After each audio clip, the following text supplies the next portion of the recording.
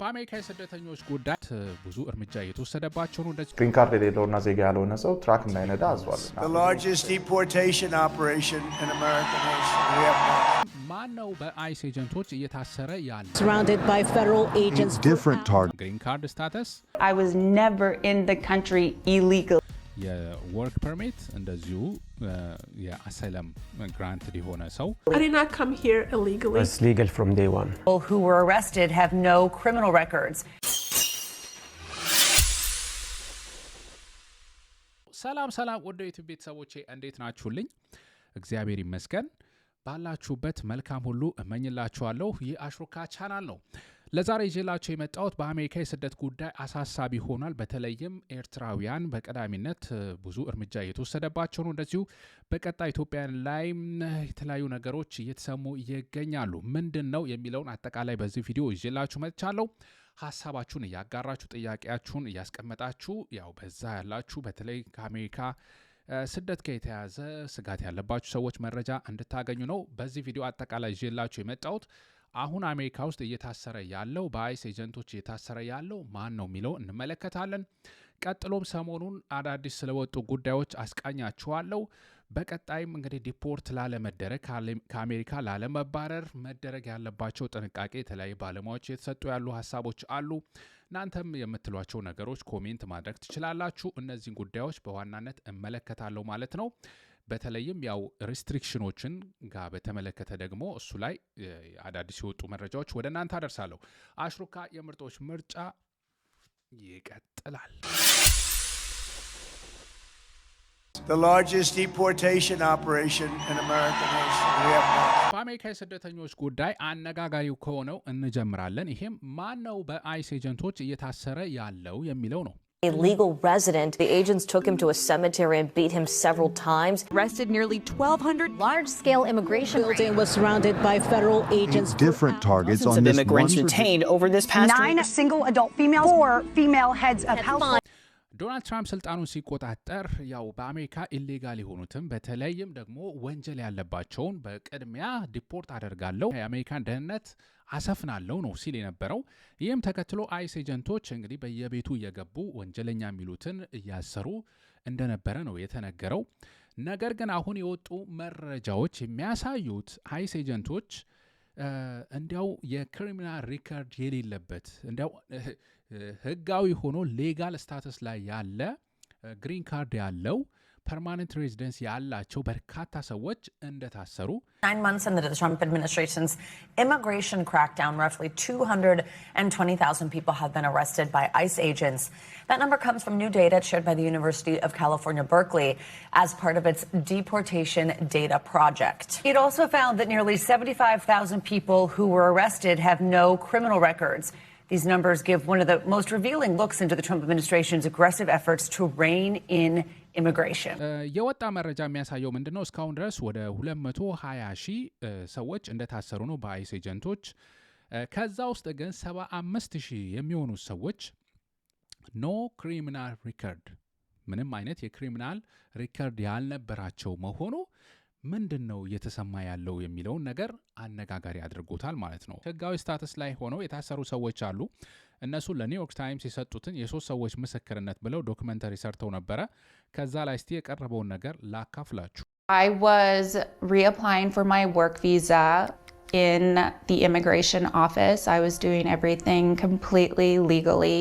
የስራ ፍቃዴን ለማራዘም ለማሳደስ ስሄድ ነው በዛው የተያዝኩት አይነት ነው የምትለው አይስ ኤጀንቶች ይዘዋት ወደ እስር ቤት እንዳስገቧት ማለት ነው። I came to the US legally 11.5 years ago. I was granted asylum.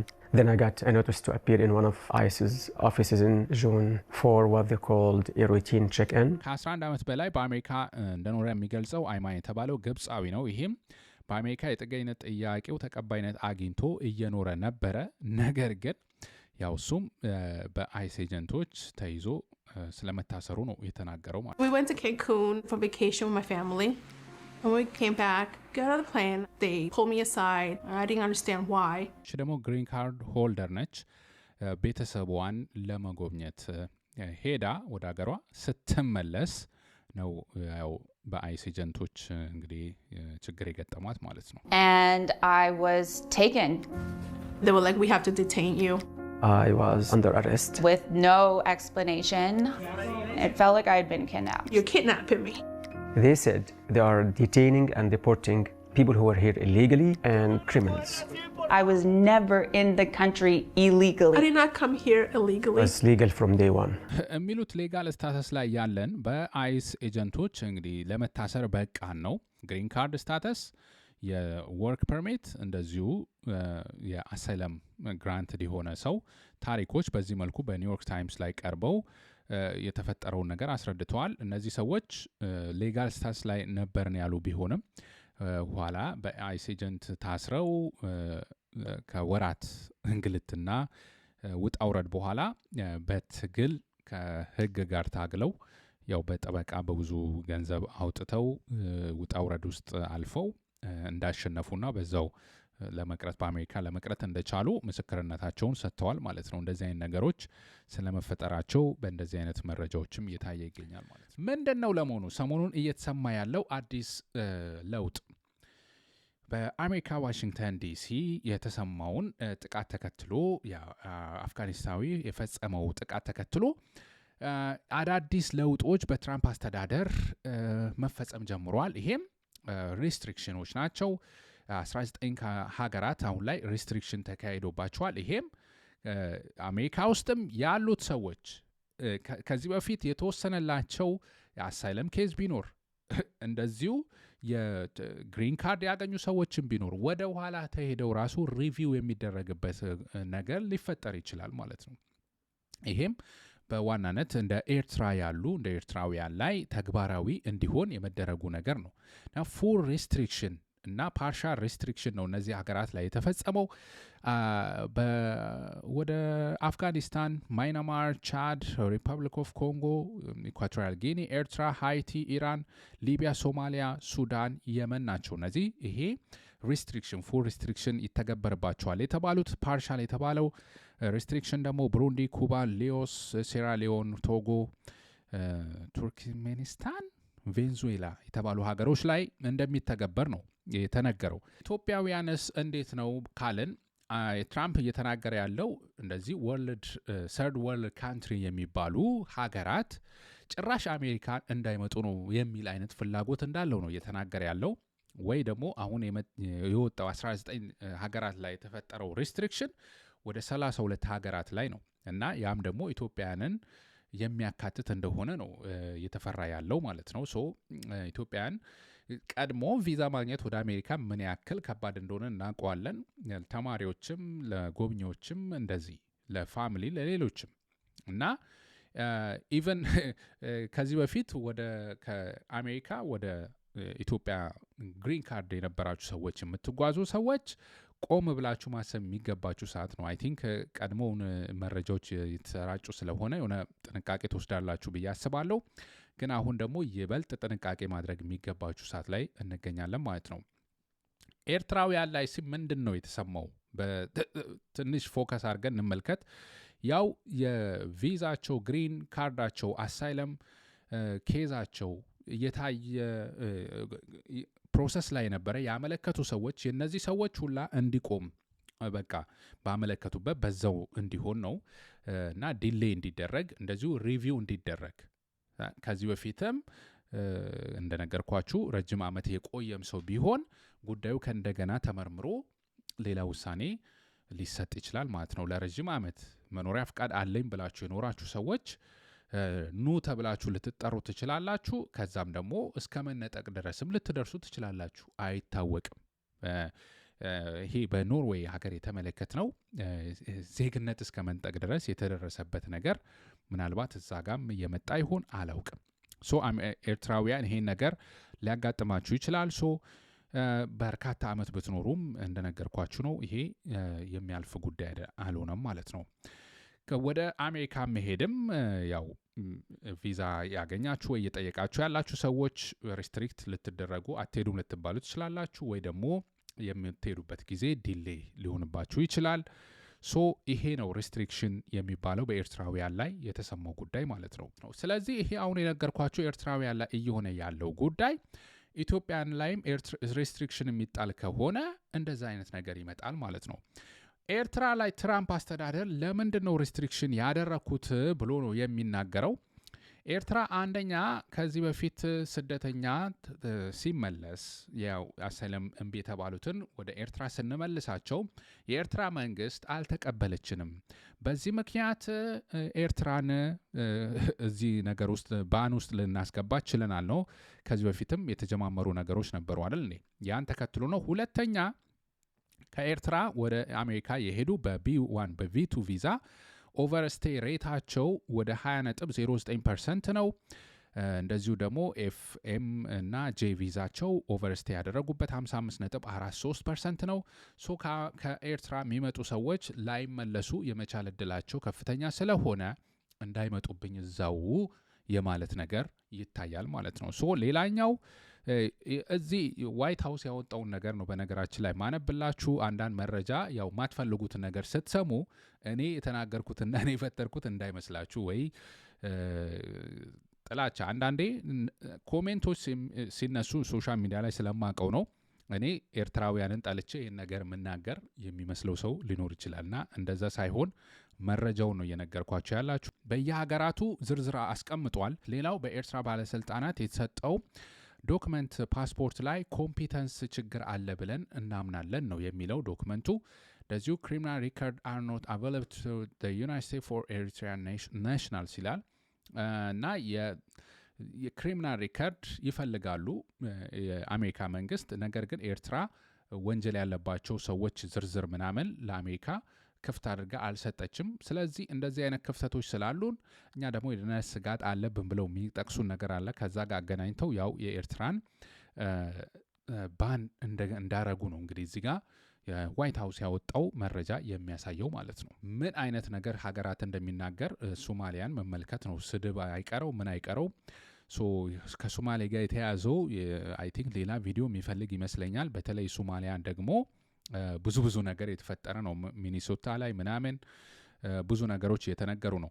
በመጨረሻ እንደዚህ አይነት እንግልትና ዲፖርቴሽን የተመሳሰሉ ጉዳዮች ኢቨን ህጋዊ ስታተስ ላይ ያላችሁ ሰዎች የመጣባችሁ ስለሆነ እንዴት አድርጋችሁ ነው ይህን ጊዜ ማምለጥ የምትችሉት የሚል ምክሮች፣ እስቲ ሀሳቦች በመጨረሻ እንመልከት። እናንተም ጠቃሚ የምትሉትን ነገር አስቀምጡ።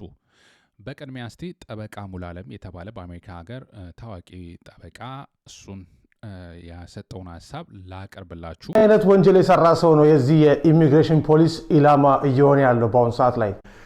አሁን ላይ ባለው ሂደት DWI እንግዲህ የትራፊክ ቲኬት አይደለም፣ አክቹሊ ጠጥቶ መንዳት ማለት ነው። ይሄ ሲሪየስ ነው። ከትራፊክ ቲኬቶች አደጋ ላይ ሊጥል የሚችለው ይሄ ነው። ሌላው እንግዲህ በትራክ ድራይቨሮች ላይ ትኩረት ተደርጓል። ዜጋ ያልሆኑ ወይም ግሪን ካርድ ሆልደር ያልሆኑ ትራክ ድራይቨሮች በአሁን ጊዜ የኢሚግሬሽን ኢንፎርስመንት አካል ናቸው የሚሆኑት እና ብዙ ጊዜ ለእኔም ክላይንቶች ሆነ ሰዎች ሲደውልልኝ የምነግረው በአይነዱ እመርጣለሁ። ምክንያቱም ራሳቸውን ላላስፈላጊ የሆነ ኤክስፖዠር እያጋለጡ ነው።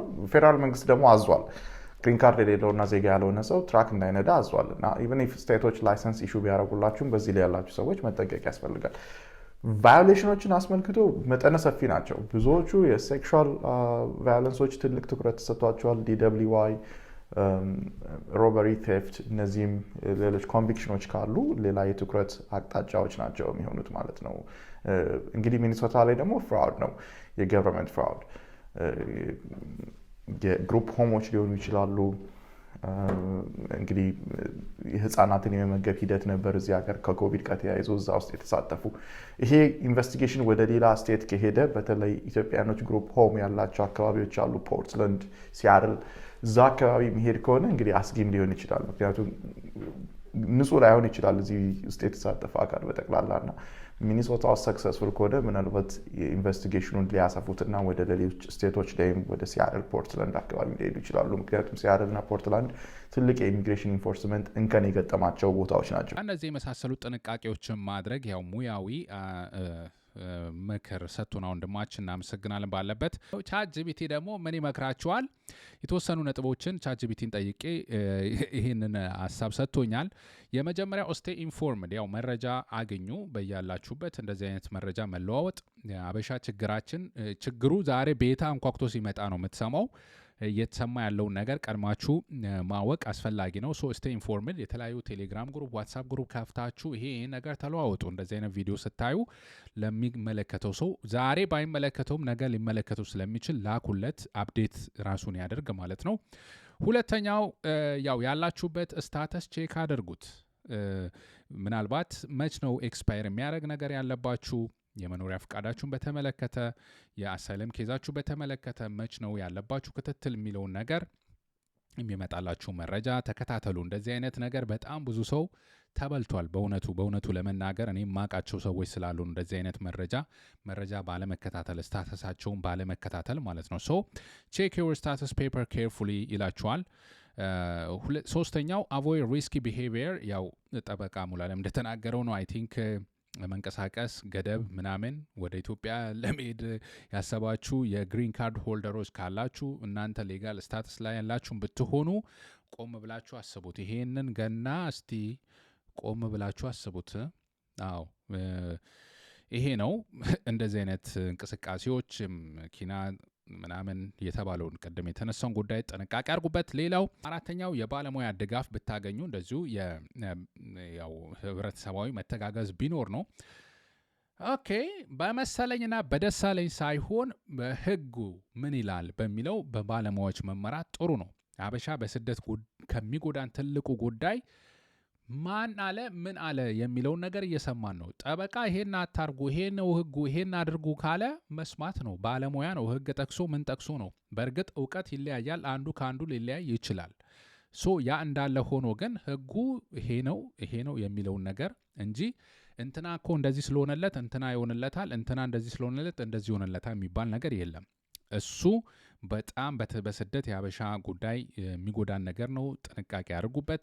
እርስ በርስ መተሳሰቡ፣ መረጃ መለዋወጡ ደግሞ አንድ ይሁን ማለት ነው። አቮይድ አነሰሪ ትራቭል ይላችኋል ቻት ጂፒቲም። መሄድ የሌለባችሁ ሰዓት ላይ አሁን አትጓዙ፣ ጥንቃቄ አድርጉ ነው። ስቴይ ኮኔክትድ ዊዝ ፋሚሊ ኢን ዘ ዩኤስ።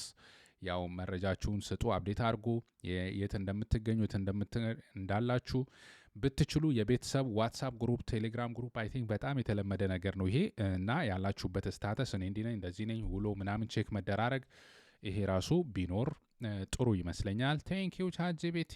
እሱ ነው እንግዲህ የመከራችሁ ቴክኖሎጂ ይህንን ብታደረጉም ጥሩ ነው እያለ ነው።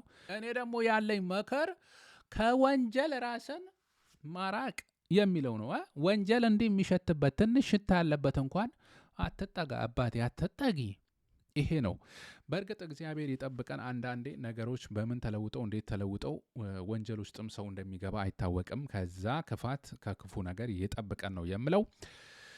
ራሳችን ለመለወጥ ራሳችን ለመጠበቅ ከለላ ስለሚያስፈልገን ከሀገር ወጥተናል።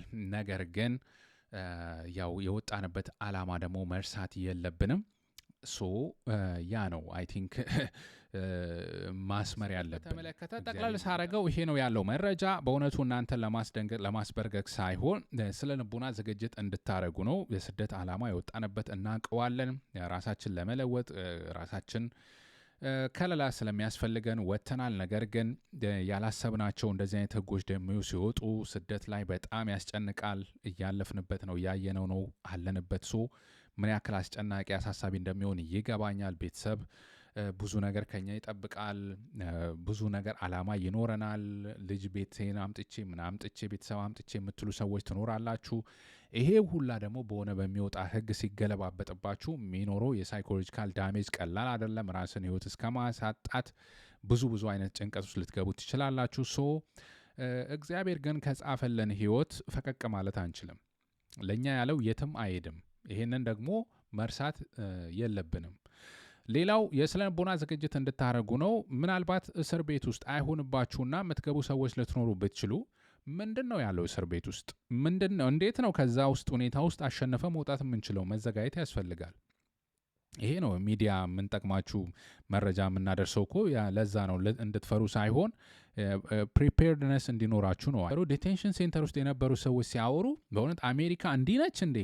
በጣም የማይጣበቁ ነገሮች አይጥ እየሮጠብህ እየሄደብህ የወር አበባ ላይ ያሉ ሴቶች ምን አይነት ነገር እንደተፈጠረ ምናምን ሲናገሩ አንዳንዴ ዲቴንሽን ሴንተር ተማራችሁ በቃኝ ብላችሁ ለቃችሁ እንድትወጡም ሊፈልጉ ይችላሉ። እንደዚህ አይነት ሲስተም ነው ሊሆን የሚችለው። ሳይኮሎጂካሊ መቼስ እዛ የምተኙበት ዘና የምትሉበት ከሆነ ሁሉም መግባቱን እንዲያውም ፈታ ሊልም ይፈልጋል እዛ ገብቶ። ምክንያቱም ጎዳና ላይም የሚሰቃይም ሊኖር ይችላል። ሶ እንደዛ አይነት ምቹ ቦታ አይሆንም። ያንም ሳይኮሎጂካሊ መዘጋጀት ያስፈልጋል። በርትዕ ፍትህና ርትዕ እንዴት አድርገን ደግሞ አሸንፈን ከያንን ነገር እናልፋለን የሚለውን በአእምሮ መዘጋጀት ያስፈልጋል እንጂ ጭንቀት ብቻ ምንም ሊፈጥር አይችልም። ሶ ያንንም እንድትይዙት ለማለት ነው። ውድ ተከታታዮቼ ከልብ አመሰግናለሁ። መልካም ሁሉ እንዲገጥማችሁ ይህን የተመለከታችሁ ከዚህ ጉዳይ ጋር የተያያዘ ጉዳይ ያለባችሁ ሁላችሁ እግዚአብሔር እንዲያሳረፈን እግዚአብሔር ይጨመርበት ነው የምለው። እንግዲህ ሐሳባችሁን ኮሜንት አድርጉ። ጥያቄ ሐሳብ ካላችሁም ጨማምሩበት። ጠንከር ያለ ነገር ይሆናል ማለት ነው አንድ ላይ ሲደመር። ወደ ኢትዮጵያ ቤተሰቦቼ ለዛሬ ያቀረብኩላችሁ ይህን ይመስል ነበረ። በቀጣይ አዝናኝ አስተማሪ ፕሮግራሞች እስከምንገናኝ ድረስ አሽሩካ የምርጦች ምርጫ ነበርኩኝ። አመሰግናለሁ።